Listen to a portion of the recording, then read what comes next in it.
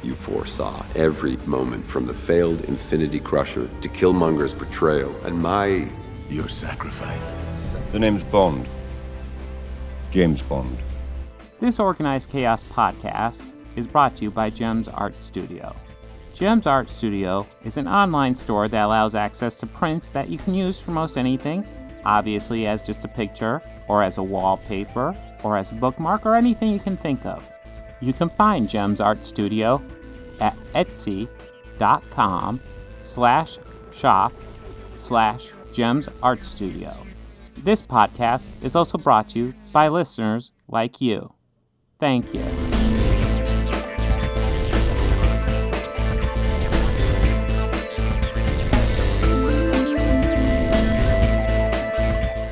Well, yeah, I guess we'll go ahead and jump into What If here. Our one non-James Bond topic. The one uncanon Bond Yes. thing. Well, God, could you imagine if Canon Films made the Bond movies? oh my God. I kind of want to see one. I want to. That's a what if for you. What if Canon made Bond? What Canon would become the most successful film franchise of the generation? Seriously. I kind of want to see that episode of What If. Oh. Yeah, I do too. Well, Get on it, Disney Plus. anyways, what if the Watcher broke his oath? Something I don't know if they've ever even done in the comic books, probably at some point. But yeah, this is we talked about Ultron conquering the multiverse, and now he was attacking the Watcher, and now the Watcher's getting a superhero team together from the multiverse to fight him. And we get he's kind of almost assembling a multiverse Avengers. Yeah, it's almost like it's a similar idea. Yeah. But, you get the return of Captain Carter. You get the return of T'Challa as Star-Lord. You get the...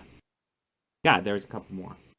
I'm already brain farting. Only Child Thor. Yes, Only Child Thor. We get the return of everybody's favorite character, Gamora with the Infinity Stone etcher thing. That was everybody's favorite character, right? That's right, yeah. That's right, yeah. And I remember her previous episode. It was Yes, it was the one called... Yeah, that in case anybody's wondering, that was a deleted episode from COVID. Yes. One that I really want to see now, because I'm like, what the fuck? This seems like kind of important stuff that they just didn't do. Did I miss one? Did I miss an end credit scene? Like. And like all of them built up to that? Yeah, no, it was kind of that, and I kind of also felt at the same time like, are they introducing her in this episode as her introduction? Or nope, we're just going with it? Well, it's kind of interesting. They didn't have time to finish that episode. But they didn't. It seemed like they also didn't have time to do any changes with this episode, like whatsoever. So no, they kind of just I guess so. I want maybe they can figure out do like a deleted episode or something at some point, because I do want to see what that episode was.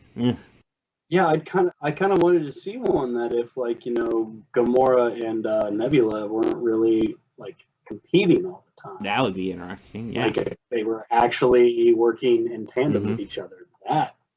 That would. Now I would like to see what the heck Tony Stark was in their universe. Is it like a comic book Guardians where he was part of the Guardians for a while, or what? I don't know. And we also had the return of everybody's most loyalist and truest hero in the entire MCU, Killmonger. Oh, yes. And he was a character who I wasn't sure why he was there until the end. And then it became abundantly clear. I knew damn well why it was. And that actually, there was I had in my head another character that was in there. Oh, evil Doctor Strange. I guess evil isn't necessarily the best term, but like super powerful and dark. Yeah, dark Doctor Strange. Yeah. Dark Doctor? Yeah. Yeah, he destroyed his universe trying to save somebody. So yeah, evil, but not like I'm going to conquer the world mustache trolling evil. Just not like chaotic evil. Yeah, he wasn't like the most heinous like a Snively Whiplash or anything like that. And I think it's worth noting, dude, that he was insanely powerful. Holy shit. Yeah. It's kind of, that's one thing I really liked about this episode, because it showed that power that Strange has, and the power that this Strange has. Yes. Which, oh my god, yeah. Ooh. Yeah. Well, I mean, we kind of saw hints of it in the in Infinity War. We kind of saw hints how he could kind of give Thanos, he could compete a little bit with Thanos for a little bit in that movie with a few Infinity Stones. But here it seemed like he definitely wasn't a 100% match for Ultron, but he could definitely give him like a hell of a fight. Like if it was just him versus Ultron, that'd be a hell of a fight. I mean, yeah, he could whoop some ass with Yes. Ultron. Absolutely whoop some ass, but dominate? I don't know. no, I don't think he would be win rough. in the end. It'd But be rough. it Yeah. would be a much more compelling fight than, I mean, honestly, Thanos with the Infinity Stones, he might be able to defeat. Because what we saw was Ultron was way more effective with the Infinity Stones than Thanos. Well, he was way more effective with one stone than Thanos was with 4. That's true. That you're not wrong, man. He quickly dispatched of Yeah. him. I still am. Wow. Okay. Yeah, it's like, oh, It was that's kinda more interesting. thinking, like- Boom. Well, he came through. I'm like, yeah, you done fucked up now, robot. Oh, shit. Well, shit. That's actually kind of been the phrase I've said to myself while watching these past 3 episodes with Ultron. Yeah, It's like, well, fuck, well, shit. This sucks. yeah. This also sucks. I feel like in some ways this series is kind of trying to give maybe Ultron kind of a redemption. Not like, I feel like he's a little bit underrated in Age of Ultron, but yeah, he definitely wasn't the full-fledged menace that you normally expect in Ultron to be, mainly constrained by a 2-hour movie. But Well, yeah, you could only do so much with that. yes, and I know, and technically a series would be more constraining, but I feel like since they jumped around the multiverse, it feels like he's much more powerful here, Oh, yeah. which I appreciate. Cool. And I think that's everybody that is here mostly. No. Scarlet Witch, or not Scarlet Witch, but Black Widow. And Yeah, that's right. yeah. Black Widow popped in towards the end. Black Widow from the Ultron universe. Yeah. Oh, and that reminds me, I did see a meme people were sharing where they were talking about her going to, like, her universe is pretty much wiped out. So they're like, okay, we'll send you to another universe that lost their Black Widow. And everybody was expecting it to be proper MCU. And I'm not gonna lie, that might have been cool, but yeah. That's not happening. Yeah, they aren't That was doing probably that. that was probably the original idea. Yeah. But, yeah, well, I guess they had to do something with that one universe. Because they didn't, Yeah. like, if they don't do that, that one universe just exists where most of the Avengers die. Yeah, and that was a sad episode. Yeah. That was sad. It's like, oh, well, I see Thor, I see Cap, and now Hulk, and there's Iron Man. That's their corpses.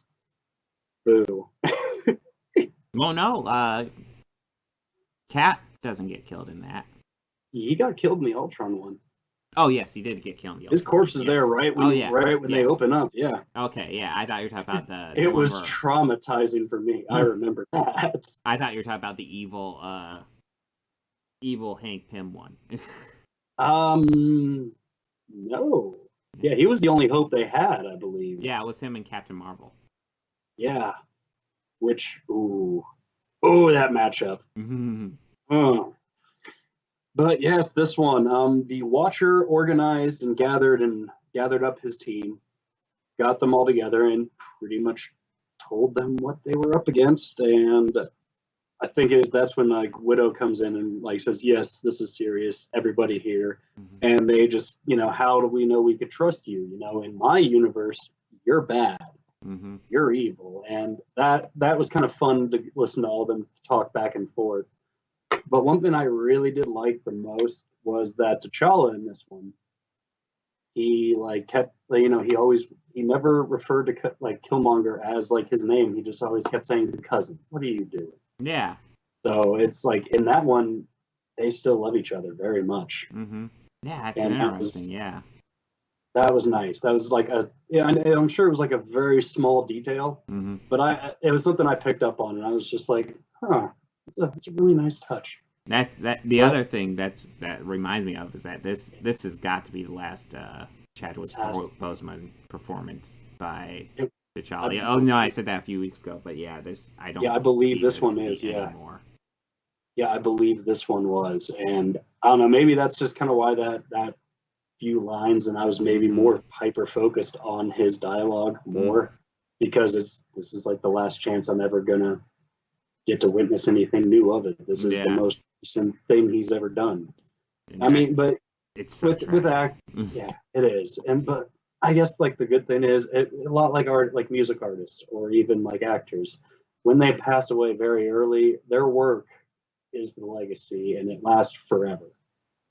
So that's always there. And I mean, personally, the movie that sold me on him playing Black Widow, or Black Panther. Black Panther. Gosh, I don't know what's wrong with me today. Duh. How he like, I was kind of skeptical, mostly just because he was an unknown actor. Mm-hmm. That was my big thing. Like, really, they should have somebody who's doing this. If they're doing a far obscure character, they're really either they're securing their failure by casting an unknown, or it's going to be amazing. Yeah, one or the other. But that's ballsy, even for doing it for such a not as well known or very popular character like Black Panther. But the movie that sold me on him playing in the MCU was actually his portrayal of Jackie Robinson. The one I haven't seen. Oh, dude, I've seen a decent amount of his stuff. One part of it that's a little rough for me is a cameo of another actor who's in that movie, and it's Alan Tudyk, and he just happens to play a fucking racist piece of shit ball player. No, of course. But he's great at it. Yeah.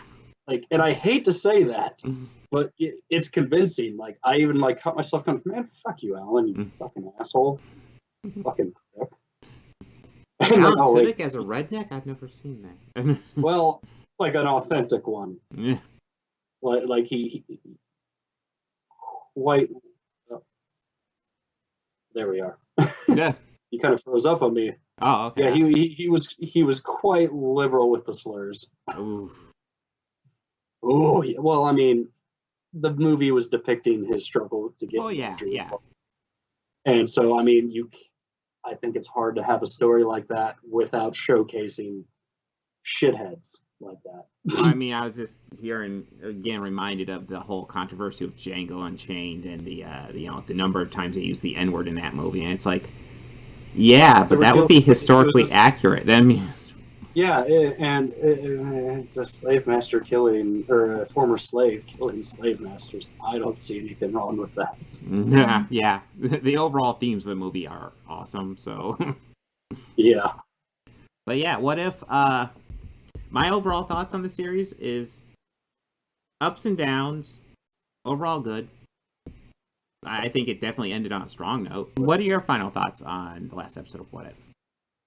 I really enjoyed it. I thought it was a very perfect bookend to it. The ending I did kind of see coming, but I kind of grown to expect that with the series at this point. Yeah.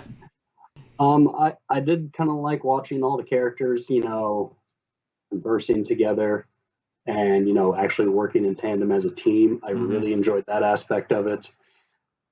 But, it was also kind of nice to see how all of these plot threads that we've been following throughout the whole series come together. And I really did love the face-off between Ultron and Toby Huss. That was awesome. That was awesome.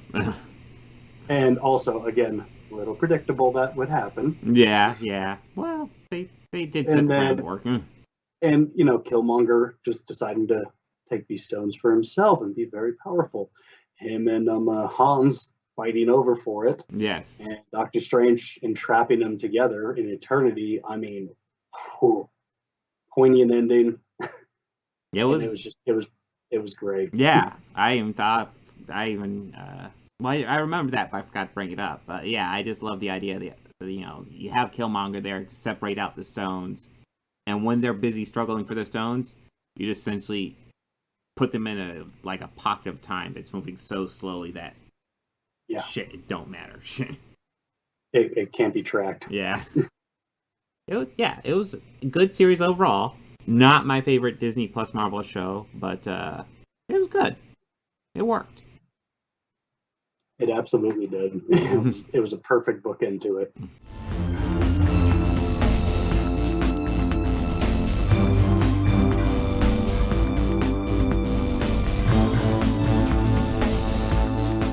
I want to go ahead and add some audio credits at the end here. The theme music you're hearing at the beginning and end of this podcast was written and performed by George Johnson, a very good friend of mine. And my current Patreons are Fel Martins, David Lara, and Lindsay Pankhurst. If you'd like to become a patron, go ahead and follow the link down below. Anything you can provide would be incredibly helpful to this channel. We're barely limping by right now. I'd love to make this my full-time job. I'm miles away from that right now, so any help you could provide, just $1 a month would be amazing. You know you want to. All your friends are doing it.